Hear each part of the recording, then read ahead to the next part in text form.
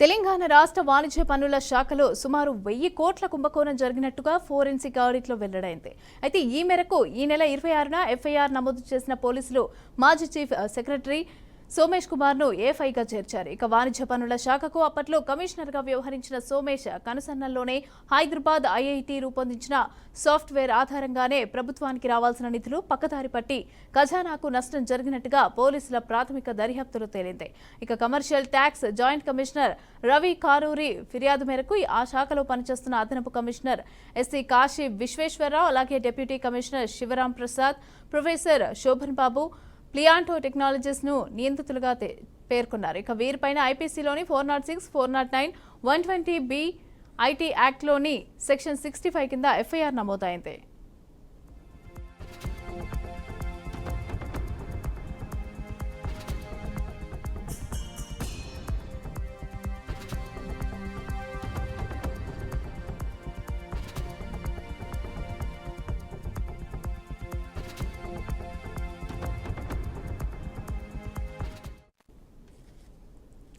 వాణిజ్య పన్నుల శాఖలో గత ఏడాది డిసెంబర్లో బిగ్ లీప్ టెక్నాలజీస్ అనే సంస్థ ఇన్పుట్ ట్యాక్స్ పేరుతో 25 కోట్లు మోసం చేసిందనే వ్యవహారంతో దర్యాప్తు మొదలుపెట్టగా శాఖలోని అధికారులే అందుకు సహకరించినట్టుగా తేలింది. ఇక దీంతో లోతుగా దర్యాప్తు చేసి అనుమానిత అధికారులకు నోటీసులు జారీ చేయటం, వారి నుంచి వివరాలు రావటం, అలాగే ఆ తర్వాత క్రాస్ ఎగ్జామినేషన్ జరగటం, తర్వాత హైకోర్టులో పిటిషన్ దాఖలు చేయటం, ఇలా ఈ తతంగం అంతా కూడా జరిగిన తర్వాత హైదరాబాద్ ఐఐటి రూపొందించిన సాఫ్ట్వేర్లోని డేటా మొత్తం థర్డ్ పార్టీకి వెళ్లినట్టుగా తేలింది. ఇక అసిస్టెంట్ ప్రొఫెసర్ శోభన్ బాబుకు సైతం ఇందులో సంబంధం ఉన్నట్లుగా పోలీసులైతే ప్రాథమిక నిర్ధారణకు వచ్చారు.